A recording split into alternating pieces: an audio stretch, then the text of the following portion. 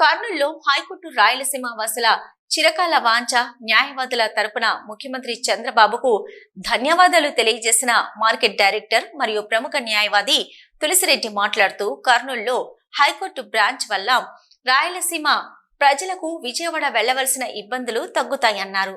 ఇక యువగలంలో మంత్రి లోకేష్ రాయలసీమ అభివృద్ధికి తోడ్పాటు మరియు హైకోర్టు బెంచ్ ఏర్పాటు చేస్తా అన్న మాటను నిలబెట్టుకున్నారన్నారు. గత ప్రభుత్వంలా కాకుండా టీడీపీ ప్రభుత్వం ఇచ్చిన మాట నిలబెట్టుకున్నదన్నారు. లోకాయుక్త హ్యూమన్ రైట్స్ కోర్టు కూడా కర్నూలులోనే యథావిధిగా ఉంటాయన్నారు.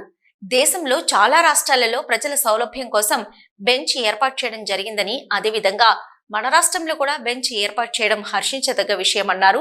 నంద్యాల జిల్లా లాయర్ల తరపున సీఎం చంద్రబాబు, మంత్రి లోకేష్ మరియు బెంచ్ ఏర్పాటుకు కృషి చేసిన న్యాయశాఖ మంత్రి ఫారూక్ కు ప్రత్యేక ధన్యవాదాలు తెలియజేశారు. మన గౌరవ ముఖ్యమంత్రి నారా చంద్రబాబు నాయుడు గారికి కర్నూలులో హైకోర్టు బెంచ్ని ఏర్పాటు చేసినందుకు న్యాయవాదుల తరఫున ధన్యవాదాలు తెలియజేస్తున్నాము. ఎందుకంటే రాయలసీమ ప్రజల చిరకాల వాంఛ. ఎందుకంటే విజయవాడకు పోవాలంటే దాదాపు 300 కిలోమీటర్ల దూరం ప్రయాణించి అక్కడ హైకోర్టులో కేసులు వేయాల్సి చాలా ఇబ్బందికరమైనటువంటి విషయము. యువగలం పాదయాత్రలో మన లోకేష్ బాబు కూడా మన రాయలసీమకు అభివృద్ధికి తోడ్పడతానని చెప్పడం జరిగింది.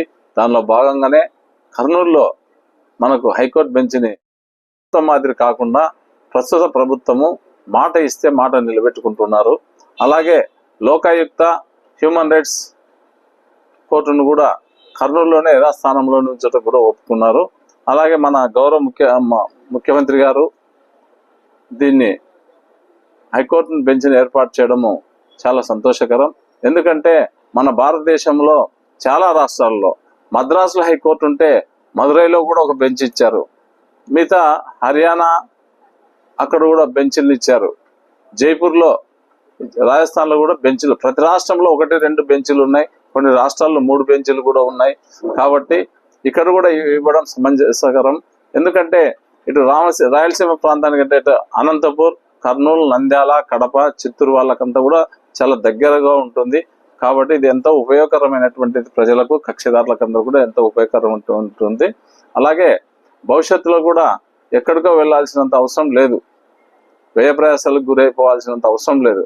ఇక్కడే కర్నూలులోనే అడ్వకేట్స్ ఉంటారు, లేకుంటే హైదరాబాద్ నుంచి అడ్వకేట్స్ వస్తారు. కేసులన్నీ కూడా ఇక్కడే వాదించుకునే దానికి అవకాశం ఉంటుంది. కాబట్టి ముఖ్యమంత్రి గారికి, లోకేష్ బాబు గారికి ప్రత్యేక ధన్యవాదాలు తెలియజేస్తున్నాము. అలాగే మన న్యాయశాఖ మంత్రి ఫరూక్ గారికి కూడా ధన్యవాదాలు తెలియజేస్తున్నాము. ఎందుకంటే ఆయన కృషి కూడా ఉంది దీంట్లో. కాబట్టి న్యాయవాదులందరూ కూడా Nandyal bar association, Kurnool bar association తరఫున కూడా ముఖ్యమంత్రి గారికి, లోకేష్ బాబు, ఫరూక్ గారికి ధన్యవాదాలు తెలియజేస్తున్నాం. హలో అండి, ఎలా ఉన్నారు? నేను మీ కిరాక్ Seetha. Please do support Nandyal news 9 and thank you for all the support and love.